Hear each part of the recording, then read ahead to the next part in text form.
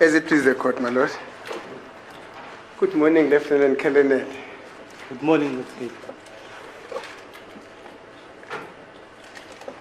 Good morning, Lieutenant Colonel. Good morning, Advocate. Thank you, sir. I did not hear you. I did not hear you. Well, I said good morning. No, thank you, sir. Now, in the course of your duties, you emphasize the aspect that when exhibits are brought to you, they should be put in seal bags, not so? That's correct, my lord. And these seal bags are designed, I may think, are designed with your, when they designed these seal bags, they invite certain individuals from your office to come and be part of the design of these different seal bags in which different items that are picked up the seals should be put in. And so that's what I'm thinking. I don't know about the design of the exhibit bags. Oh, okay. Thank you. Now, but it is imperative that those bags should have seals, not so. In other words, a locking mechanism. Once you put in the exhibit inside the bag, then you lock it. That's correct, my lord. You seal the bag. Now, what is an imperative of a seal in a bag that should be sealed after an exhibit is put in the bag, has been put in the bag? My lord, all the exhibits that we work on, once we're done working on exhibits, we put them in sealed bags and they must be sent back to the stations where they're coming from. Yes, that I understand. It's protocol. Even if it's for the first time that an exhibit is collected from the scene, once it is put in a seal bag, the seal bag must, the bag must be sealed. Now the question is, why is that necessary? What are the imperatives? Why should that be done? Meaning the exhibit bag which have been examined already, that must go back to the station. Are we talking about those ones? A police officer goes to the scene, a member of the LCRC goes to the scene. He picks up certain exhibits in the scene. Yes. He puts them in a bag, and then he seals the bag. And then he transfers them over to either a forensic science laboratory, either the biology unit or the ballistic unit. Now the question is, why should that bag be immediately sealed at the scene before it is transferred to you? To preserve the integrity of the exhibits, my lord. And that's the preservation of the integrity of the exhibit that are contained in the bag. Now, in an event that a seal bag arrives at the forensic science laboratory, let's talk about the ballistic section specifically, and you realize that no, the seal bag has been tampered with,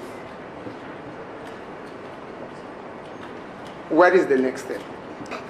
My lord, if the exhibits are brought to the lab with either broken seal or open bag, yes, we don't receive those exhibits. Now back to our science of accuracy and precision. Thank you for that answer, by the way. Now back to our topic of science being an art of precision and accuracy and consistency. That's where we stopped yesterday. Thank you. Now, I'm going to suggest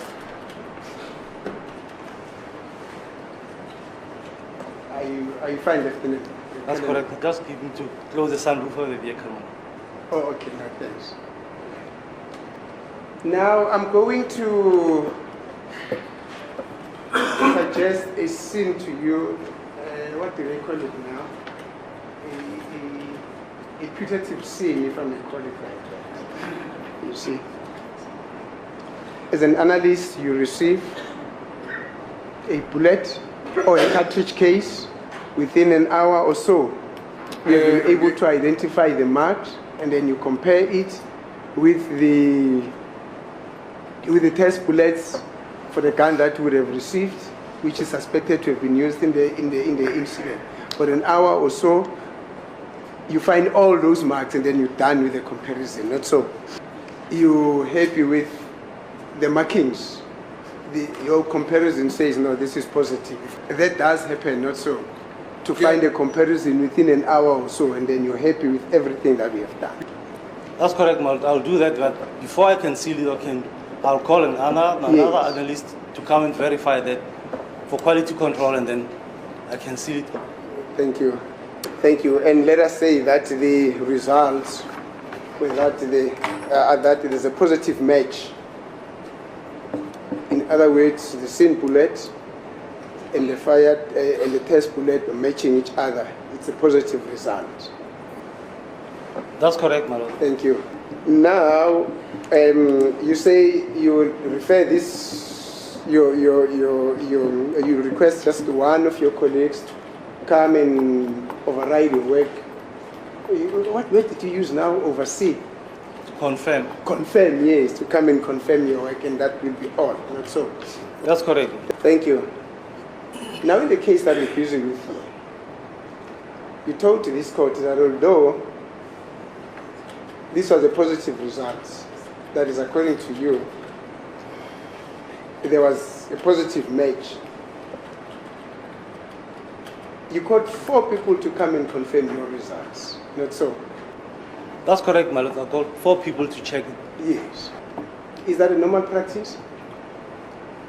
My lord, depends on the exhibits that you have and the quality of marks that we have and the case that we are working. If it's a high profile case, I'll make sure that we consent.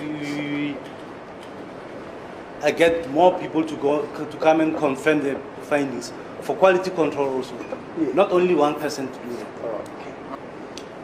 So are you telling this court that ballistic analysis at the forensic science laboratory is also influenced by whether or not the case is a high-profile case or not?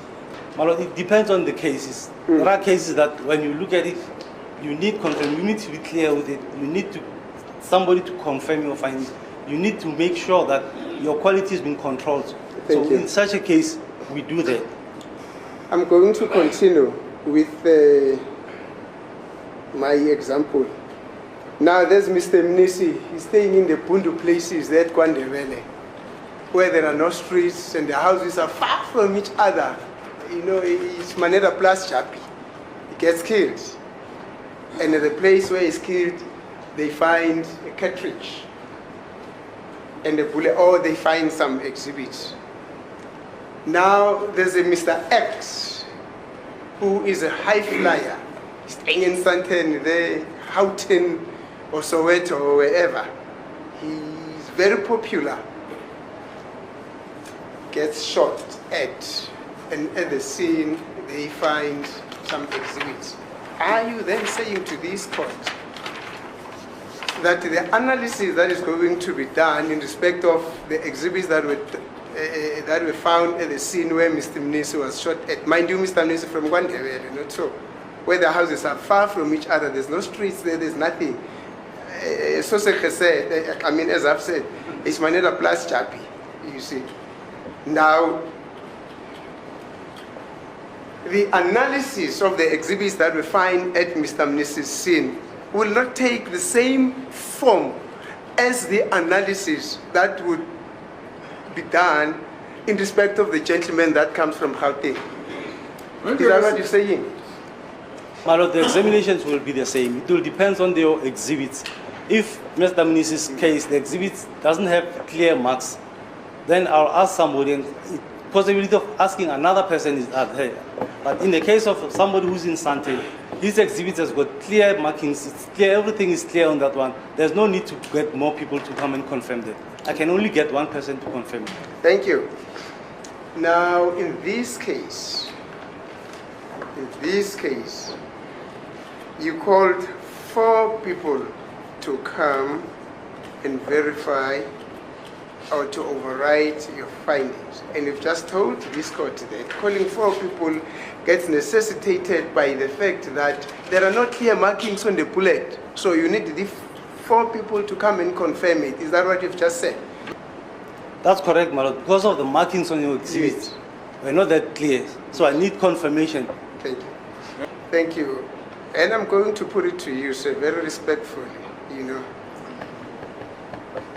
You know, there was something like in humble submission to God Almighty, who has gathered us from generation to generation and brought us here and gave this our own. I don't know where that come from, but I think it had to do with the old national anthem. What I'm trying to say to you is, in all respect, I'm going to put it to you that which is the reason why the expert that is going to be called by the defense, or that has been called by the defense to come and assist in the reanalysis of this result, came to the conclusion that on account of the fact that there were insufficient markings in the bullet, in the test bullet, which should have been compared with the markings in the scene bullet, came to the conclusion that you cannot conclusively say that these two items are matching, which is the reason why his conclusion would be inconclusive. In other words, it is not, I can't say, well, it is inconclusive. He'll come and explain himself what inconclusive in his terminology means. Because I don't want to doubt his explanation with my own explanation. Remember, I am not from the forensic science laboratory, particularly from the ballistic section of it. You see, but that is the gist of what I'm trying to say to you. My Lord, my findings on the microscope, the individual markings that I found on the bullets and the test are sufficient enough to make it positive. And even on the 4 of my colleagues who also examined those, they came to the same conclusion that the bullet is positively linked to the firearm. Thank you, sir. Now, do you agree with me, or will I be correct to understand that the non-consistent or the inconsistency of the transfer of the mark from the tool to the exhibit that affects the quality and the quantity of the marks that are going to be found on the exhibits, on the test bullets, and or either on the scene bullets? In other words, you won't find those marks because of the inconsistent transfer of the marks. Sorry, I'm just concerned with the language. Is it not the uniformity of the marks? The inconsistency and the uniformity of the marks. For me, these are two different concepts. But if you want to continue with the inconsistency, fine. It's yeah, fine. I may use the court's terminology. No, you don't have to. Uniformity. In other words, what I'm trying to say, the inconsistency, you know, not the uniformity, like the non-uniformity of the transfer of the mark, in brackets, inconsistency of the transfer of the mark to the exhibits affect the quality of the marks that are going to be discerned from the exhibit, not so. Before you answer, let us say, for instance, because of the fact that the barrel is worn out, this firearm has been abused and abused and abused. My Lord, it will affect the quality and the quantity of the marks, but that does not mean there won't be marks. There will be marks. Yes. So there were marks on those things, which we were able to compare, and we were able to make an ID on them. Yes, Lieutenant Colonel. It's just a general supposition. I see you're very quick to say, no, but in this case, this is refined, those marks and everything. I'm not referring to this case. You see, this is just a general supposition. There won't be any marks. No, I've said it's going to affect the quality of the mark. I never said there won't be any marks. The quality and the quantity of the mark. But as we have just considered, yes, that will affect the quality of the marks. That's so. The quantity and the quality of the marks. Thank you. But I got a bit concerned when you say no, but in this case, we did find marks, and which is the reason why we were able to compare. It's because at some stage you said there won't be marks. That's why I said there will be marks. No, I said when the barrel is worn out. Arguing now. That's precisely what Council said. Yeah, I know. What You said that. You are referring specifically to his findings, not any other case. Now you are saying you are referring to any other case. I understood you to say this particular case. No, my lord, that's Okay, not what fine. I said. I said from the beginning that I'm going to use a particular example.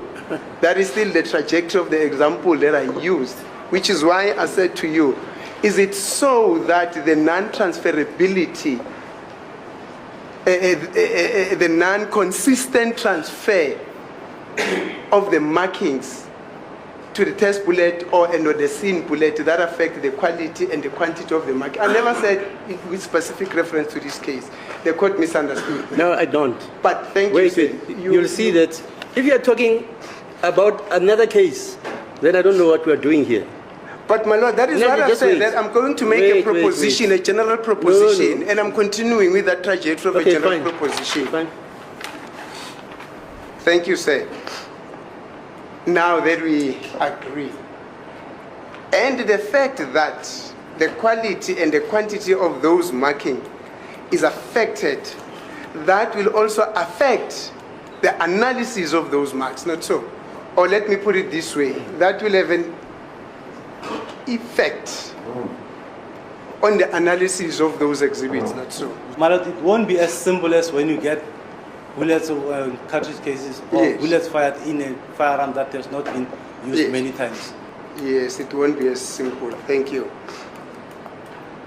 Now, back to this case now. Back to this case. In view of all the background that we've tried to scratch here, to sketch out here, would you then agree with me that this was a borderline case? It was not a clear-cut case. It was a borderline case. My lord, if it was a borderline case, I don't think all my colleagues would see the same thing that I saw on the bullets.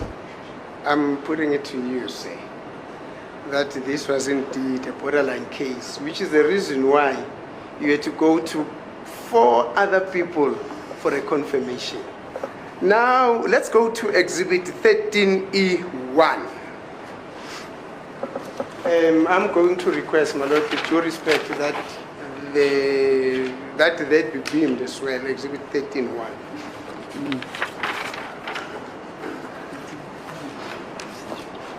As it is the court, my lord. I'm sorry about that. It's a bit of a flu.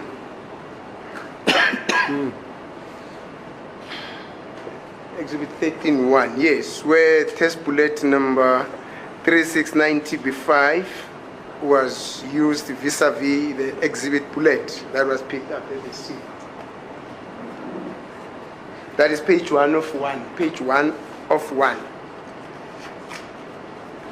Thank you. Yeah, that's the one. But please try to beam it in a way that, yes. Thank you, sir. Now, we have agreed that ballistic analysis, it's a science that is based on the art of precision, exactitude, and accuracy and consistency. In other words, ballistic analysis being science is not based on fiction or fictional work or sentimental conclusions that we understand. Now, what's depicted there, it's the test bullet, which is on the left-hand side, and there is also the exhibit bullet. No, the test is on the right. The exhibit bullet is on the left. Thank you. Now, I'm going to request you to go very patiently with me. Very patiently. So that we don't misunderstand each other. And if we're going to do that, we're going to assist the court with a greater understanding of what is happening there. You know, we're trying to quell out some instances of assumption and everything. Now we're going to practicalize what you did in the library. I mean, in the laboratory through your microscope. Thank you. Now, as we go through the exhibit, you said you were able to identify 6 markings there, not so. Actually, in your initial testimony, 31 August 2023, you said 6. But under cross-examination of Mr. Ramsipili, you said there were actually 7. That's correct, Lord. Thank you. Now, as we'll be going through this exercise, I'm going to request you to specifically refer us to what is now being depicted on the screen there, to just try and understand the basis on which you founded your conclusion. Do you understand? Do you understand? That's correct. Thank you. Now, let us start with the very first mark that you were able to identify as a match. Maybe before you start, I'm just trying to think of an easier way of trying to do this, because if you're going to say, no, that one, we'll not be able to follow. We don't want those that ones, but we want specifics. So I'm just wondering if I can request an adjournment for the court from the court. I actually wanted to do that in the morning just to skip my mind, just to go and get a laser, like that thing which is got a red or blue color there, so that you say, that is the one that I'm now referring to, so that the court is also able to annotate, in other words, to take notes accurately. You see? So I'm just checking, my Lord, if I would not be afforded the grace to go and get that laser torch. Yes, how long do you want the adjournment to be? I think the witness has got a laser. When you point with the laser from the side, it's not clear on the board. Oh, the witness does it.